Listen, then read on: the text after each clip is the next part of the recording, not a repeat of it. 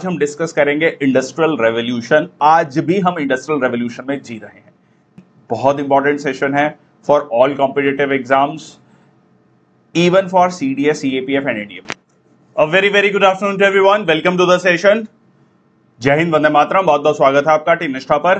तो आज हम डिस्कस करेंगे इंडस्ट्रियल रेवोल्यूशन। ट्रस्ट मी, बहुत इंपॉर्टेंट सेशन है। फॉर का रीजन बता देता हूं। देखो, डायरेक्ट क्वेश्चन पूछा भी गया है इससे, इवन आपका पेपर 1 में, जैसे कि आपका सीएपीएफ का है या सीडीएस के पेपर में भी। इसके अलावा सीएपीएफ के पेपर में आंसर लिखते वक्त आपको बहुत मदद करेगा। और ओवरऑल आज भी हम इंडस्ट्रियल रेवोल्यूशन में जी रहे हैं। तो आज हम किस फेज ऑफ इंडस्ट्रियल रेवोल्यूशन में जी रहे हैं, किस तरीके से हमारी जिंदगी इससे प्रभावित हो रही है, ये सारी की सारी चर्चा आज हम करेंगे। चलिए शुरुआत करते हैं। सबसे पहले डिस्कस करते हैं कि इंडस्ट्रियल रेवोल्यूशन क्या है। देखो, इंडस्ट्रियल रेवोल्यूशन को अगर मैं समझूं तो दो शब्दों से मिलकर यह बना है, इंडस्ट्रियल और रेवोल्यूशन। रेवोल्यूशन का अगर हम हिंदी अनुवाद करें तो क्या है? क्रांति। ठीक है, औद्योगिक क्रांति। अब ऐसा क्रांति क्यों कहा गया? मतलब क्रांति कब कहा जाता है? जब एक ड्रास्टिक, एक रेडिकल चेंज आता है, एक ऐसा बदलाव आता है जो बहुत सदियों से नहीं देखा गया। देखिए, अभी तक क्या हो रहा था कि फैक्ट्री नाम की कोई चीज नहीं थी। जो प्रोडक्शन था वो रूरल एरियाज में हो रहा था, और रूरल एरियाज में production mainly agriculture based economy थी, और एग्रीकल्चर को सपोर्ट करने के लिए आर्टिशंस थे। ठीक है जी, आप कह सकते हैं कि लोहार है, ठीक है, वो उस तरीके के औजार बना रहा है। तो एग्रीकल्चर को सपोर्ट किया जा रहा था, और सरप्लस प्रोडक्शन के नाम पर बहुत ज्यादा नहीं था। सरप्लस प्रोडक्शन अगर एग्रीकल्चर की थी, वो जनरली राजा के पास रहती थी, और उस चीज को यूज किया जाता था कि जब कभी अकाल पड़ेगा तब उसको यूज किया जाएगा। तो इंडस्ट्री जो थी वो एक होम बेस्ड इंडस्ट्री थी। मतलब घर में ही, अगर मान लीजिए लोहार है या बर्तन बनाने वाला है, तो वो घर में ही काम कर रहा है आज भी, जिसको हम कॉटेज इंडस्ट्री कहते हैं। ठीक है, तो ये एक वो समय है जहां पर हमें इकोनॉमिक, टेक्नोलॉजिकल और सोशल ट्रांसफॉर्मेशन मिलता है। Rather we can say political transformation also. Political, social, economic, technological, environmental transformation also, जिसका बारे में चर्चा आज हम क्लाइमेट चेंज और ग्लोबल वार्मिंग के रूप में करते हैं। It began in the Great Britain and later spread to other parts of the world. तो शुरुआत इसकी कहां से होती है? ग्रेट ब्रिटेन से होती है। धीरे धीरे ये दुनिया के और हिस्सों तक पहुंचता है। ठीक है जी, चलिए अब बात कर लेते हैं कि व्हाट वाज। सो जैसे मैंने आपको बताया, refers to the transition from primarily agrarian and handmade production. तो गांव में है, खेती हो रही है, और जो प्रोडक्शन है वो हैंडमेड है, मशीन बेस्ड प्रोडक्शन अभी तक नहीं है। ठीक है, और जैसे मैंने आपको बताया, एग्रीकल्चर को सपोर्ट करने के लिए है। अगर बर्तन बन रहे हैं या लोहार है, औजार बना रहा है, सारी की सारी चीजें जो हैं वो एग्रीकल्चर को सपोर्ट करने के लिए। हाँ, ये कह सकते हैं कि कुछ बहुत स्पेसिफिक आर्टिशन इंडस्ट्रीज जो हैं वो उस समय की जो रूलिंग क्लास है, रॉयल क्लास है, उसको सपोर्ट करने के लिए थी, बट वो बहुत लिमिटेड थी। उसका नंबर बहुत ज्यादा नहीं था। आम घरों में लोग जो कह लीजिए झोंपड़ियों में रह रहे हैं, बहुत साधारण जीवन जी रहे हैं, कुछ सरप्लस चीजें नहीं है। आप आसपास के अपनी लाइफ में देखेंगे तो हर चीज मशीन मेड है, इंडस्ट्री मेड है। हैंडमेड चीजें आपको आपके घर में, आप जहां पर भी आप क्लास अटेंड कर रहे हैं, आसपास में थोड़ा नजर घुमाइए, बहुत कम चीजें होंगी जो आपको मतलब हैंडमेड मिलेंगी। चलिए, तो ये मैकेनाइज्ड और फैक्ट्री बेस्ड इंडस्ट्रियल प्रोडक्शन मिलना शुरू हुआ। अब इसके मुख्य कारण क्या क्या रहे, इन सारी चीजों को हम देखेंगे, जैसे कि नई technologies, steam power, machinery, manufacturing में यूज करना, ट्रांसपोर्टेशन, कम्युनिकेशन सिस्टम, इन सबको हम बहुत डिटेल में एक एक करके डिस्कस करेंगे। आगे बढ़ते हैं। अब ये ब्रॉडली कब शुरुआत हुई इंडस्ट्रियल रेवोल्यूशन की? तो इंडस्ट्रियल रेवोल्यूशन की शुरुआत जो है मिड 18th सेंचुरी, 1750s से आप इसको कह सकते हैं कि इंडस्ट्रियल रेवोल्यूशन की शुरुआत मानी जाती है, जो कि मोमेंटम गेन करता है लेट 18th सेंचुरी में और 19th सेंचुरी तक जाता है। और आज भी हम इंडस्ट्रियल रेवोल्यूशन का फोर्थ फेज की बात करते हैं। अगर आपको याद हो, हमने कुछ दिन पहले भी इसके बारे में पढ़ा था। सो प्रिसाइज टाइमलाइन इसको कहना थोड़ा मुश्किल हो जाएगा, क्योंकि अलग अलग देशों में इसकी अलग अलग टाइमलाइंस रही हैं। बट हाँ, सबसे पहले कहां पर इसकी शुरुआत हुई? यूके में शुरुआत हुई, इंग्लैंड में शुरुआत हुई। UK and England is not synonymously used, ये भी ध्यान रखना। ठीक है, मैं इसको यूज कर रहा हूं। So it is commonly associated with the period 1760s to the mid 19th century. Okay, तो ये आप एक बहुत अच्छा कह लीजिए एक मैप है जिसमें आपको शो हो रहा है कि किस तरीके से 1840s से देखिए 1850s, 1860s, 1870s, ये पूरा का पूरा यूरोप जो है western Europe, and it then moved towards eastern Europe, और फिर आपका जो रशिया है या सोवियत रूस है, सोवियत रूस बाद में जाकर बना, ठीक है, जार रूल के अंतर्गत था, तो वहां तक भी ये इंडस्ट्रियल रेवोल्यूशन पहुंचा, ठीक है। इसीलिए आज भी आपको यूरोप वर्ल्ड पॉलिटिक्स पे डोमिनेट करता हुआ मिलता है। फिर यूरोप की कॉलोनीज जो कि अमेरिका में थी, जो यूनाइटेड स्टेट्स ऑफ अमेरिका बना इवेंचुअली, और वहां पर भी ये इंडस्ट्रियल रेवोल्यूशन पहुंची, और आज के समय पर जो वर्ल्ड पावर के रूप में हम यूएसए को देखते हैं, जो कि मतलब कह सकते हैं कि यूके से जो पावर है वो ट्रांसफर हो गई, ठीक है। अब why did industrial revolution happen, ये कह सकते हैं कि आज के सेशन का दो मुख्य बिंदु हैं जो हम डिस्कस करने वाले हैं। एक, इंडस्ट्रियल रेवोल्यूशन क्यों हुई और उसका इंपैक्ट क्या हुआ, ठीक है। उस चीज को, दो चीजों पर हम थोड़ा डिटेल में डिस्कशन करेंगे। चलिए, कई सारे फैक्टर्स रहे इंडस्ट्रियल रेवोल्यूशन के होने में। सबसे पहला कह सकते हैं कि टेक्नोलॉजिकल एडवांसमेंट्स। देखिए, हर अल्टीमेटली जब आप प्रोडक्शन करते हैं, फैक्टर्स ऑफ प्रोडक्शन की अगर हम बात करें, तो फैक्टर्स ऑफ प्रोडक्शन में हम क्या क्या चीजों को देखते हैं, उनमें हर जगह इंप्रूवमेंट देखी गई, खासकर लेबर सेविंग मशीनरी में, ठीक है। So land, labour, entrepreneur and capital. देखिए, कैपिटल आपको प्रोवाइड करी बैंकिंग फैसिलिटीज में। बैंकिंग फैसिलिटीज ऑलरेडी आ चुकी थी, यूरोप में काफी स्टैब्लिश हो चुकी थी, इटली से शुरू होती है, तो कैपिटल मिल रहा है। देखिए, कैपिटल बहुत इंपॉर्टेंट है। ये एक ऐसा फेज था जिसमें कि आप लोन पर पैसा ले सकते हैं। आपको अपने पास पैसा हो ये जरूरी नहीं है कि आपका खुद का पैसा हो तो ही आप जो है उसमें इन्वेस्ट कर सकते हैं। आप लोन पे लीजिए, इंडस्ट्री लगाइए, उसमें सरप्लस प्रोडक्शन कीजिए और उसके बाद लोन को चुका दीजिए, जो कि आज भी हम इस चीज को देखते हैं। तो ये जो चीज है, इसने जो इनिशियल हिकअप था पैसे देने का, वो ओवरकम किया। इसको हम कह सकते हैं इकोनॉमिक फैक्टर। दूसरा जो सबसे बड़ा फैक्टर है, जो टेक्नोलॉजिकल एडवांसमेंट की बात करें, वो यहां पर आता है। देखिए, लेबर जो थी, पॉपुलेशन कंपैरेटिवली यूरोप में कम रही, तो यहां पर जो लेबर कॉस्ट थी वो ज्यादा थी। अब लेबर कॉस्ट को कम कैसे किया जाए, लेबर कॉस्ट को ओवरऑल आपको कम करना है, तो यहां पर टेक्नोलॉजिकल एडवांसमेंट काम करती है कि इस तरीके की मशीनरी डेवलप की जाए जिससे आपको कम लोगों में ज्यादा आउटपुट देखने को मिले, ठीक है। तो ये एक एक करके देखते हैं। सबसे पहले आपका स्टीम इंजन आता है।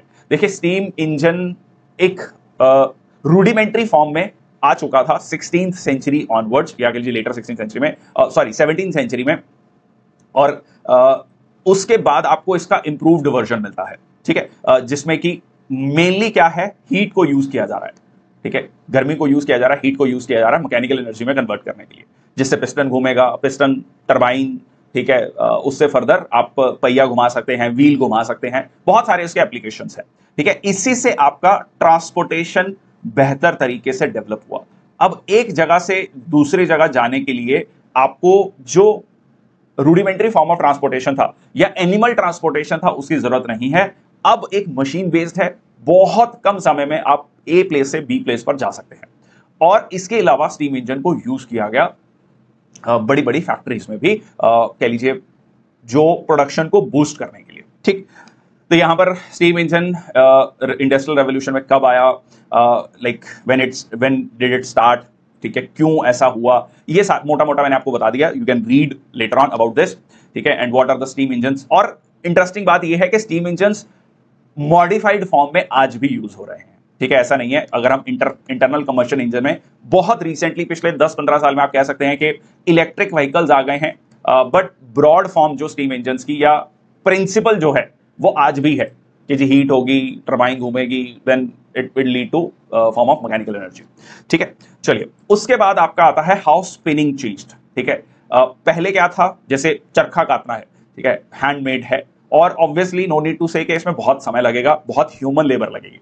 अब यहां पर आपको एक स्पिनिंग जेनी बोला गया, स्पिनिंग जेनी बना। यहां पर आप देख सकते हैं कि एक जो महिला है, लिखा भी गया है कि एक महिला 16 महिलाओं का काम कर सकती है। अब इससे क्या हुआ कि जो एंटरप्रेन्योर था उसके लिए इस मशीनरी में इन्वेस्ट करना काफी ज्यादा यूजफुल हो गया, ठीक है। उसके लिए कम लोगों को हायर करना है। देखिए, ह्यूमन रिसोर्सेज को हायर करना, उसको रिटेन करना बहुत बड़ा टास्क है। ह्यूमन रिसोर्सेज किसी दिन बीमार पड़ेंगे और किसी दिन छुट्टी लेंगे, ठीक है, और इंडस्ट्रियल अनरेस्ट भी होगा कि हमें हमारी सैलरीज बढ़ाई जाए। मशीनरी में आपने एक बार लेना है और एक ऑब्वियसली उसकी मेंटेनेंस कॉस्ट है, बट इस तरीके की चीज आपको नहीं मिलेगी। इसको आप 24 घंटे तक यूज कर सकते हैं और उस समय पर वर्किंग आवर्स भी ज्यादा रखे गए, 18 घंटे तक भी वर्किंग आवर्स थे। तो ये सबसे इंपॉर्टेंट रहा लेबर सेविंग में। ठीक है जी, मैं बताऊंगा। एक बार पहले टॉपिक को समझ लो प्रकाश, पहले एक चीज को समझ लो, कंसेप्ट को समझ लो। ठीक है, हर चीज को हम उस तरीके से, ठीक है, let me finish with this topic. Next आपका आता है steam engine and spinning machines, how doing the work of hundreds of women. और यहां पर आप देख सकते हैं फर्दर जो है, जैसे स्टीम इंजन ने इन स्पिनिंग मशीन्स को यूज मतलब चलाना शुरू कर दिया, तो अब एक स्टेप और आगे बढ़ गया। अब इसमें आपको एक महिला की भी जरूरत नहीं है, अब ऑटोमेटिकली काम हो रहा है। ठीक है, अब आपका जो फाइबर बनने का काम है, जो कपड़ा बनने का काम है, वो और ज्यादा फास्ट हो गया। ठीक है, तो ये कुछ इन्वेंशंस नहीं। इसके अलावा आप कह सकते हैं पावर लूम। ठीक है, स्पिनिंग, जो ये जेनी स्पिनिंग की हमने बात की, या स्पिनिंग जेनी की बात की, इसके बाद आपका आता है power loom. Power loom which was run by steam engines, और इसने फर्दर उस चीज को बूस्ट कर दिया। देखो अल्टीमेटली क्या हो रहा है, सरप्लस प्रोडक्शन हो रही है। ठीक है, सरप्लस प्रोडक्शन हो रही है, और इसके लिए आपको क्या चाहिए होगी, मार्केट चाहिए होगी। मार्केट भी आएगी। मार्केट किसने प्रोवाइड करी, कॉलोनीज ने प्रोवाइड करी मार्केट। ठीक है, तो यहां पर कह सकते हैं कि जो कॉलोनीज थी एशिया में, अफ्रीका में, लैटिन अमेरिका में, उन्होंने बहुत बड़ा रोल प्ले किया। And it is not just the few invention जो हमने डिस्कस की, flying shuttle, spinning jenny, power loom, water frame, cotton gin, steam engine, telephone, पहले टेलीग्राफ आया। ठीक है, light bulb, automobile, assembly line production, ये पूरे इंडस्ट्रियल रेवोल्यूशन के फेज की बात कर रहा है। मतलब लगभग 150 से 200 साल की बात कर रहा है कि इस दौरान जो साइंटिफिक एडवांसमेंट हुई, साइंटिफिक इंप्रूवमेंट हुई। देखो, एक है इन्वेंशन। इन्वेंशन हो गया कि जी नई चीज को इन्वेंट किया गया, नई चीज की खोज की गई, और एक इंप्रूवमेंट, जो ऑलरेडी सिस्टम थे उनमें किस तरीके से बदलाव किए गए। दोनों ही चीजें साथ साथ चलती रही। इससे अल्टीमेटली जो एंटरप्रेन्योर के लिए प्रोडक्शन कॉस्ट था, ठीक है, मैंने आपको 4 फैक्टर्स बताए, लैंड, लेबर, कैपिटल, एंटरप्रेन्योर। तो एंटरप्रेन्योर का प्रॉफिट को अगर निकाल दें तो लैंड, लेबर एंड कैपिटल। ठीक है, तो इससे जब सरप्लस प्रोडक्शन होगा तो सरप्लस कैपिटल आएगी, उसको री इन्वेस्ट किया जाएगा, और लेबर सेविंग मशीनरी। ठीक है, इसीलिए बाद में सोशलिज्म, कम्युनिज्म की थ्योरी डेवलप होती है, क्योंकि ये जो फैक्टर था, लेबर अनरेस्ट बहुत ज्यादा हुआ। 18 घंटे काम कराया जा रहा है, बच्चों से काम कराया जा रहा है, और इसीलिए वो थ्योरीज डेवलप हुई सोशलिज्म एंड कम्युनिज्म की लेटर ऑन जाकर। ओके, नेक्स्ट आपका जो बहुत बड़ा कारण रहा ब्रिटेन में इंडस्ट्रियल रेवोल्यूशन आने का, वो था कोल एंड आयरन रिजर्व्स। ये आप कह सकते हैं कि एक नेचुरल फैक्टर्स हैं, नेचुरल रिसोर्सेज अवेलेबल थे, और इसने, ऐसा नहीं है कि ये सिर्फ यूके में थे, बट यूके में इसकी खोज हुई, उस समय पर साइंटिफिक एडवांसमेंट हुई। सारे के सारे फैक्टर्स में इस 2 फैक्टर्स ने बहुत बड़ा रोल प्ले किया कि आपके पास लोकली अवेलेबल नेचुरल रिसोर्सेज हैं। देखिए, कोल से क्या हुआ, कोल की कैलोरीफिक वैल्यू अच्छी है, उसको जलाकर आप स्टीम बना सकते हैं, स्टीम इंजन में यूज होगा। ठीक है, एंड सिमिलरली आयरन से बेहतर औजार बनाए जा सकते हैं, मशीनरीज बनाई जा सकती हैं।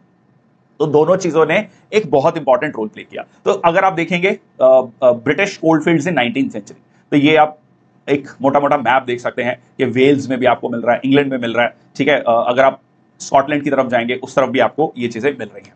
ठीक है, ग्लोबल कोल डिस्ट्रीब्यूशन की बात करें तो अगर मैं ये देखो, यहां ये रहा आपका इंग्लैंड, ठीक है, या यूके, मैं बार बार इंग्लैंड कह रहा हूं, इट शुड बी यूके। ठीक है, तो यूके ये रहा। ठीक है, इसमें मैंने आयरलैंड को भी लिया, but just see this islands. अब इसके अलावा आपको अमेरिका में कितने बड़े कोल फील्ड्स मिल रहा है, मैं आपको उसके अलावा यूके के बाद वेस्टर्न यूरोप में और यूएसए में किस तरीके से इंडस्ट्रियल रेवोल्यूशन फैला वो भी बता रहा हूं। तो यहां पर आप देख सकते हैं कि फ्रांस और जर्मनी में भी, बट जो यूके में रिसोर्सेज थे, कोल रिसोर्सेज, वो काफी बेटर थे, कम डेप्थ में थे, अच्छी क्वालिटी के थे, सारे के सारे फैक्टर्स यहां पर रोल प्ले किया।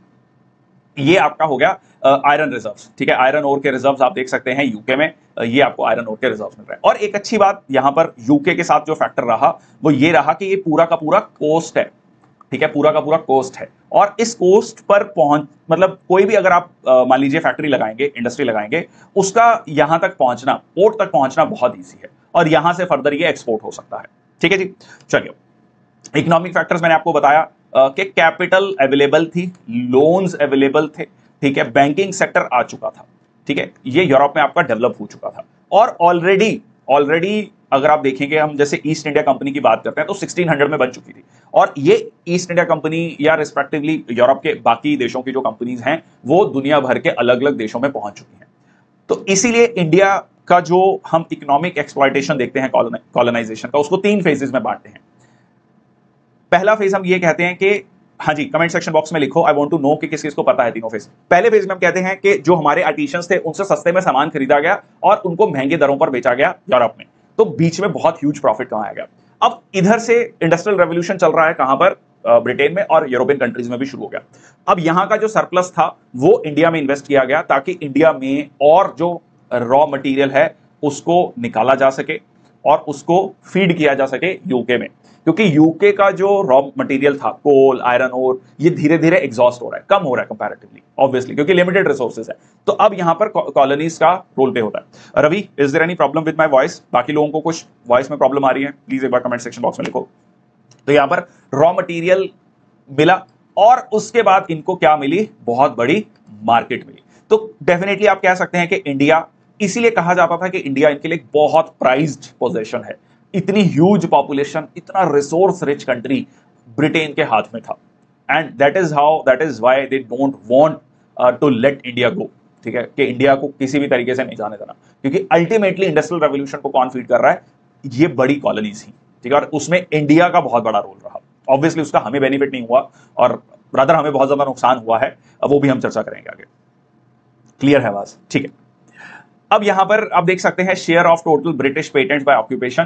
ठीक है, अब इंजीनियरिंग के ये देखो, यहां पर ये लगभग 1810 की बात कर रहा है और पेटेंट्स की संख्या देखो। ठीक है, मतलब जस्ट चार्ट में देखने की कोशिश करो, machinery, instrument, tools, metals, manufacturing, mining. ठीक है, तो ये मतलब देख सकते हैं आप कि किस तरीके से जो पेटेंट्स हैं वो बढ़ते जा रहे हैं। ठीक है, पेटेंट्स जो हैं वो बढ़ते जा रहे हैं। ओके, अब ये आपका 1945 का मैप है और 1945 के मैप में थोड़ा सा कॉलोनीज के बारे में बताना चाहता हूं। देखो, ये पूरा का पूरा वेस्टर्न जो अफ्रीका है, ये आपका फ्रेंच कॉलोनीज हैं। साउथ अफ्रीका हो गया, this is like British dominion या ब्रिटिश कॉलोनी ही कह लीजिए इसको। कनाडा हो गया और ऑस्ट्रेलिया हो गया और इंडिया। ठीक है, ऑब्वियसली द अनडिवाइडेड इंडिया, और इसके अलावा कीनिया, ये जो आपका ईस्टर्न अफ्रीका है। ठीक है, this part is under the control of UK. ठीक है, तो ये यूके के कंट्रोल में था और यहां पर ये एरियाज अब तक आजाद हो चुके हैं, बट इसमें मेनली आपको स्पेनिश मिलती हैं कॉलोनीज, और जो आपका ब्राजील था ये पोर्चुगीज कॉलोनी था। तो देख सकते हैं कि यहां पर अफ्रीका ने, लैटिन अमेरिका ने और एशिया ने एक बहुत बड़ा रोल प्ले किया इंडस्ट्रियल रेवोल्यूशन में। पॉपुलेशन ग्रोथ, अब ये जो हम बात कर रहे हैं कि एशिया अफ्रीका ने मार्केट प्रोवाइड करी, सिर्फ यहां नहीं है। इस इंडस्ट्रियल रेवोल्यूशन की वजह से सरप्लस आया, ह्यूज सरप्लस आया, ट्रांसपोर्टेशन आया। ऐसा नहीं है कि एक जगह अगर सूखा पड़ा है तो दूसरी जगह अगर सरप्लस है तो इजीली ट्रेन से वहां पर पहुंचाया जा सकता है। तो फूड की अवेलेबिलिटी बढ़ी, जब फूड की अवेलेबिलिटी बढ़ेगी तो पॉपुलेशन बढ़ेगी। ये सेम चीज हम देखते हैं एंशिएंट टाइम्स में, जब एग्रीकल्चर आया, सेटल्ड एग्रीकल्चर आया, तब पॉपुलेशन का एकदम राइज देखा गया, क्योंकि उससे पहले जो इंसान था वो घुमंतू था, एक जगह से दूसरी जगह जा रहा था, तो ज्यादा बच्चे नहीं कर सकता। सेटल्ड एग्रीकल्चर आया, पॉपुलेशन इंक्रीज करी। अब ये जो पॉपुलेशन इंक्रीज का जो फेज है कई सालों तक सेम रहा। अब ये पॉपुलेशन इंक्रीज आपको इंडस्ट्रियल रेवोल्यूशन की वजह से ड्रास्टिक जंप देखने को मिलता है। फॉर एग्जांपल आप देखिए कि 1804 में पूरी दुनिया की पॉपुलेशन 1 बिलियन थी, 100 करोड़ थी पूरी दुनिया की पॉपुलेशन, और जस्ट अभी कुछ समय पहले, कुछ महीने पहले हमने डिस्कस किया था कि 800 करोड़ पॉपुलेशन हो चुकी है, क्रॉस कर चुकी है। So just see the difference, 8 times. तो ये मार्केट है डेफिनेटली। और यहां पर अगर आप देखेंगे 1800 में और लगभग 1927 में 2 बिलियन, 200 करोड़ पॉपुलेशन हो चुकी है। तो 100 करोड़ पॉपुलेशन जो है 1800, या कह लीजिए अगर हम जो सिविलाइजेशन है 5000 बिफोर कॉमन एरा की बात करते हैं, तो लगभग 7000 सालों में जो पॉपुलेशन बढ़ी है वो अब की अगले 125 सालों में बढ़ गई। ठीक है, तो ये इस, हाँ जी, मर्केंटलिज्म, कॉलोनियलिज्म एंड इंपीरियलिज्म नहीं, ठीक है, नहीं वंशिका, आपने थोड़ा सा गलत टर्म्स यूज किया है। ओके, तो 125 साल में ये आपका पॉपुलेशन जो है डबल हो चुकी है। ठीक, ये समझ आ रहा है यहां पर? ओके, आगे चलते हैं। How did industrial revolution happen? तो कुल मिलाकर ये हमने ऑलरेडी डिस्कस कर लिया है कि industrial like inventions, technological advancements हुई, फैक्ट्री सिस्टम आया। देखिए, ये एक बहुत बड़ा रोल था जिससे कि आपका मास प्रोडक्शन फैसिलिटेट हुआ, मास प्रोडक्शन फैसिलिटेट हुआ। अब इससे हुआ क्या कि अभी तक क्या था कि सब लोग अपने अपने घरों में काम कर रहे थे, पूरी की पूरी फैमिली, मान लीजिए लोहार है या बर्तन बनाने वाला है तो अपने घर में वो काम कर रहा है, ठीक है, पूरा परिवार जो है उस चीज में लगा हुआ है। बट अब जो है लोगों का घर अलग है और फैक्ट्री अलग है, ऑफिस अलग है, ठीक है। इसीलिए कई बार लोग कह रहे हैं कि जी जो वर्क फ्रॉम होम शुरू हुआ है कोविड की वजह से, ये नथिंग बट हम दोबारा से प्री इंडस्ट्रियलाइजेशन फेज में चले गए हैं। अब लोग अपने अपने घरों में बैठ के काम कर रहे हैं, जैसा कि पहले होता भी था, ठीक है।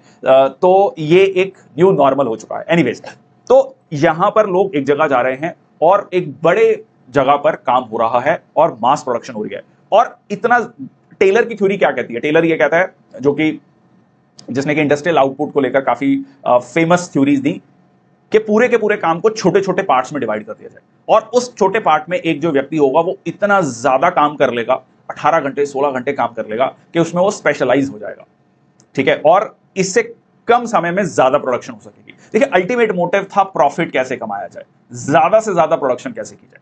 तो यहां पर ये चीज हो रही है। क्लियर?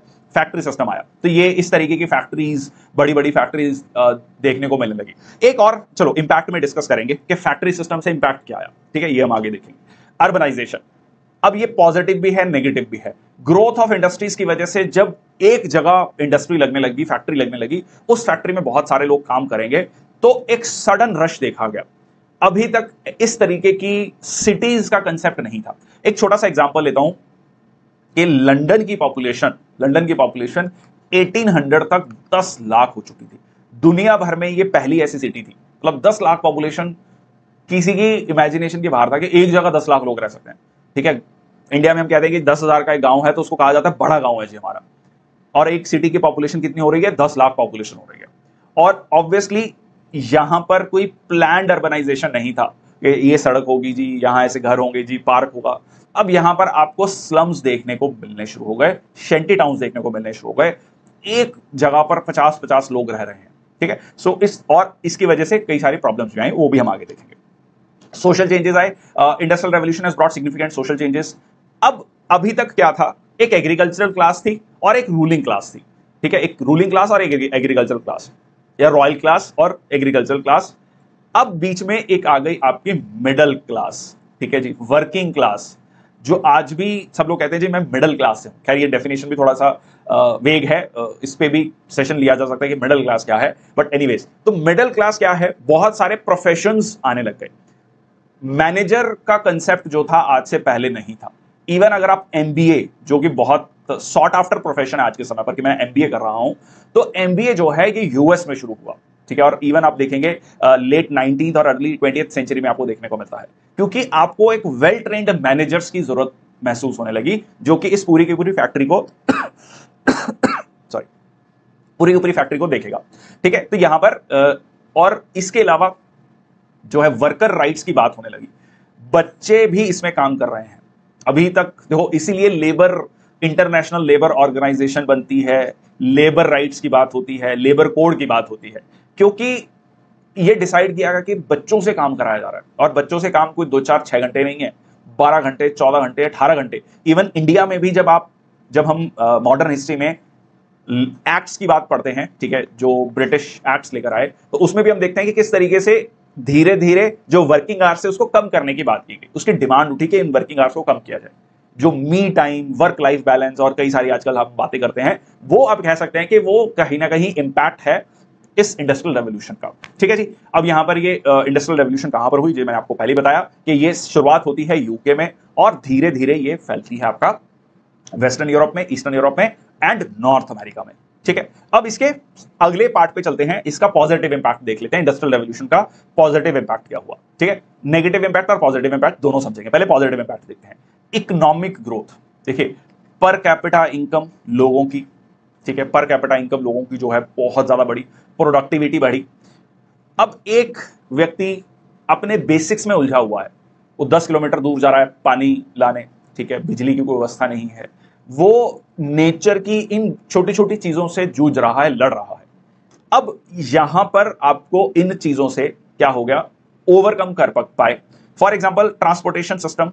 अब एक जगह अगर सूखा पड़ा है तो ट्रेन से, ट्रांसपोर्टेशन के माध्यम से आप बहुत जल्दी से जो सरप्लस प्रोडक्शन है दूसरी जगह पहुंचा सकते हैं, ठीक है जी। और टेलीग्राफ, इतनी प्रोडक्शन करनी है, कोई संदेश पहुंचाना है, इन सारी चीजों ने काफी ज्यादा मदद करी।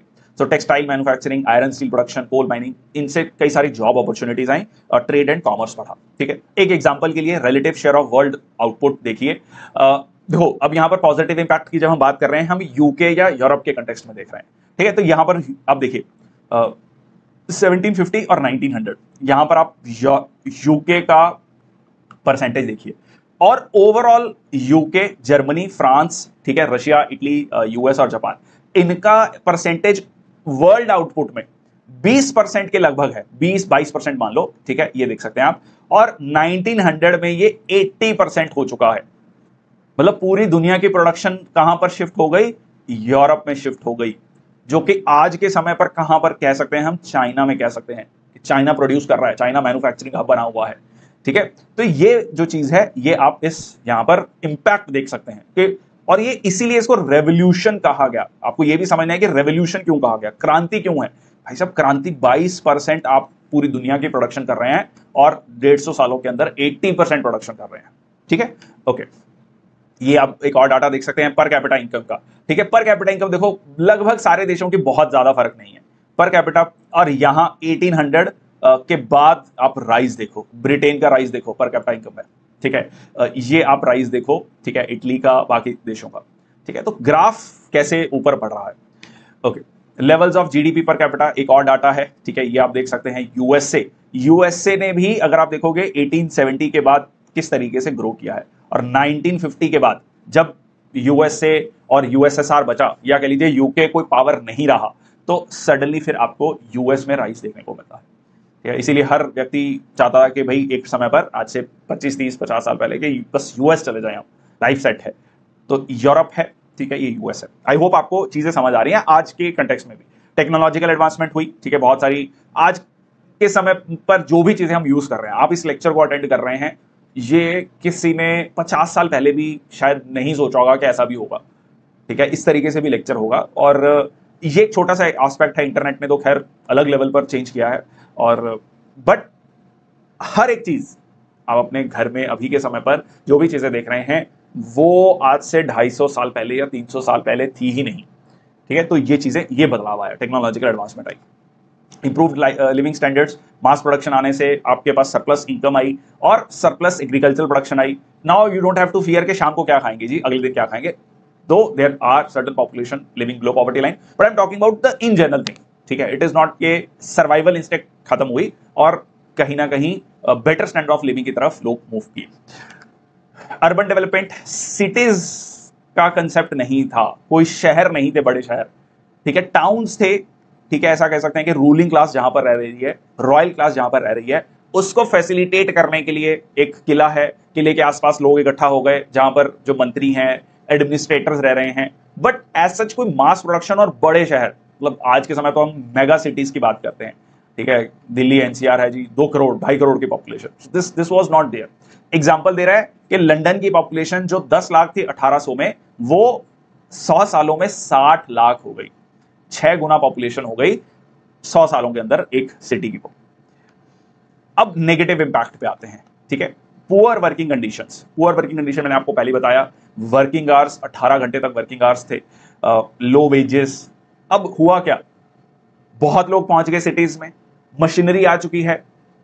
अब एंटरप्रेन्योर के पास एक कह लीजिए बार्गेनिंग टूल है कि भाई अगर काम करोगे कम पैसों में तो काम पे रखूंगा, नहीं तो जाओ। मतलब it is as good as saying कि 10 जॉब्स हैं मेरे पास और एप्लीकेंट 100 हैं, तो डेफिनेटली जो पर वेजेस होंगे, पर कैपिटा वेजेस होंगे, वो कम हो जाएंगे।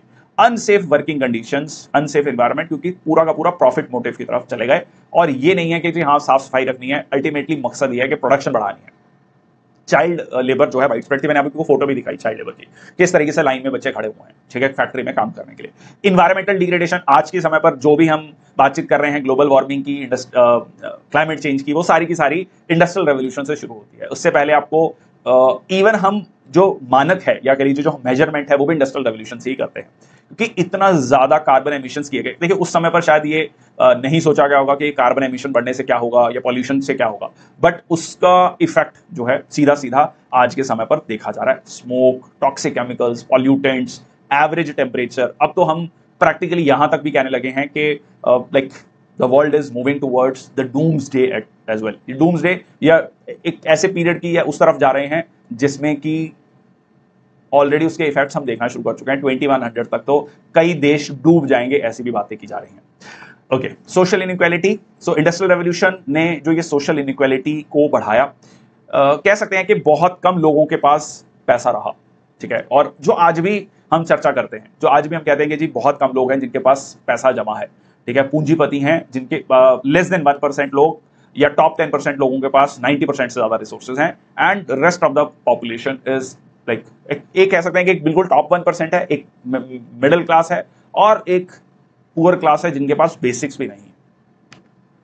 ये कुछ फोटोज भी दिखाई गई हैं, तो यहां पर लेबर वर्कर राइट्स की बात होने लगी, क्लास डिस्टिंक्शंस होने लगी, और ये आप देख सकते हैं एक उस समय की फोटो, मतलब दर्शाया गया है एक वर्कर की कंडीशन को कि लो वेजेस हैं, हाई रेंट है और उसको उसमें पीसा जा रहा है, ठीक है जी। इसके अलावा ये फोटो दिखाई गई कि कैपिटलिज्म में सबसे ऊपर पैसा है, मतलब सबके ऊपर।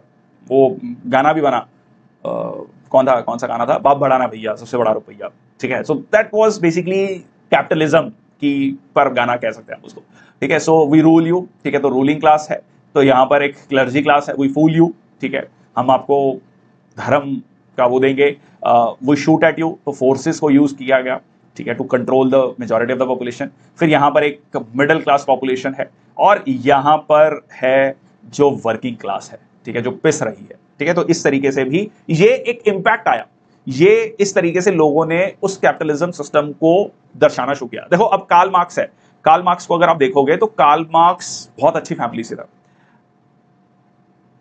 उसको क्या जरूरत पड़ी ये लेबर राइट्स की बात करने की, तो कहीं ना कहीं वो सिस्टम देखा समझा, होता है ना, मतलब एक इनमें से भी कुछ लोग ऐसे होंगे जिनको समझ आएगा कि ये क्या हो रहा है, तो धीरे धीरे उसने कम्युनिज्म के कंसेप्ट को लिखना शुरू किया। उस समय पर बहुत ज्यादा ये फेमस नहीं हुआ, बट धीरे धीरे इवेंचुअली ये सब लोगों तक पहुंचा, ठीक है, कम्युनिज्म और सोशलिज्म सब लोगों तक पहुंचा, और एक ऑल्टरनेटिव थ्योरी आई जिसमें कहा गया कि सब बराबर होंगे, ठीक है, कोई भी किसी को रूल नहीं करेगा, ठीक है, सब इक्वालिटी की बात की। इसी से आपका लेफ्ट विंग तैयार होता है, लेफ्टिस्ट आइडियोलॉजी तैयार होती है। Displacement of traditional industries and way of life, ये इंडिया में भी हमने देखा कि जो हमारी ट्रेडिशनल इंडस्ट्रीज थी, ये मतलब मैंने आपको बताया कि रूरल वे ऑफ लाइफ था, ठीक है, गांव में लोग रहते थे, एग्रीकल्चर था, खेती था मेन, और उसको सपोर्ट करने के लिए जो इंडस्ट्रीज थी, स्किल्ड आर्टिशंस थे, क्राफ्ट्समैन थे, रिप्लेस्ड बाय मशीन्स आ गई। अब आप सोचो कि एक बुनकर है जो कारपेट बुन रहा है, वो एक महीने में कारपेट बुन रहा है, और एक मशीन जो है एक दिन में 10 कारपेट बना दे रही है, मैच ही नहीं है कोई, मतलब उसको कंपेयर ही नहीं कर सका वो। इसीलिए अगर आप देखेंगे ईस्टर्न यूपी में जो किसी समय पर कारपेट इंडस्ट्री बहुत फेमस मानी जाती थी, खत्म हो गई, ठीक है, बंद हो गई बिल्कुल प्रैक्टिकली। सो यहां पर ये ट्रेडिशनल इंडस्ट्रीज जो हैं रिप्लेस हो गई बाय मॉडर्न मशीनरी से। पब्लिक हेल्थ चैलेंजेस, ये आपको सबसे इंपॉर्टेंट मिलता है, poor sanitation, इनएडिक्वेट living condition, unplanned urban growth, जो इंडिया में भी आज के समय पर हम देखते हैं। अब आपको लगता है कि जी विदेश के या यूरोप के बहुत अच्छे सिटीज हैं, बट लंदन स्लम्स, मैंने आपको लंदन स्लम्स की फोटो भी दिखाई थी, ये एक बहुत बड़ा चैलेंज था लंदन स्लम्स, बट इसको ओवरकम कर लिया गया। अब ये चीज आपको मेनली डेवलपिंग कंट्रीज में देखने को मिलती है, ठीक है, कि जहां पर इवन बेसिक फैसिलिटीज आपको नहीं मिलती, ठीक है, lack of access to clean water, health care, living environment अच्छा नहीं है, डिजीज आउटब्रेक, कॉलरा, ट्यूबरक्लोसिस, ये सारी की सारी चीजें आपको देखने को मिलती है, शैंटी टाउन्स या कह स्लम्स देखने को मिलते हैं। तो कुल मिलाकर ये था इंडस्ट्रियल रेवोल्यूशन। अब एक पॉइंट और जो मैं आपसे डिस्कस करना चाहता हूं इंडस्ट्रियल रेवोल्यूशन में, ये हो गया आपका इंडस्ट्री फेज 1.0 कहा जाता है, जो कि लगभग 100 साल चला, ठीक है। फिर उसके बाद आपका कहा जाता है इंडस्ट्री 2.0 आया, जिसमें मास प्रोडक्शन असेंबली लाइन बननी शुरू हो गई। एक असेंबली लाइन में सबको पता है कि हमारा ये काम है। I can tell you from my own example, like I have done mechanical engineering, तो मैं ट्रेनिंग, जब इंजीनियरिंग के दौरान आपको ट्रेनिंग करनी रहती है, तो एक बहुत बड़ी ऑटोमोबाइल फैक्ट्री में वो ट्रेनिंग लगी, तो मतलब सबको अपना अपना काम पता है। सो एक व्यक्ति अगर नट बोल्ट, मतलब एक मशीन है असेंबली लाइन में चल रहा है और सबका वही काम है, पूरे दिन में वो उसका काउंट होगा कि उसने कितने जो है मशीन के साथ वो कर लिया। एक पेंटिंग, एक जगह पेंटिंग हो रही है, वहां पे गाड़ी आ रही है, ठीक है, रॉबोट्स लगे हुए हैं, पेंटिंग चल रही है, तो इतना ज्यादा ऑटोमाइजेशन हो चुका है। सो ये आपको थर्ड फेज में मिलता है, ऑटोमेशन, कंप्यूटर्स, इलेक्ट्रॉनिक्स आया।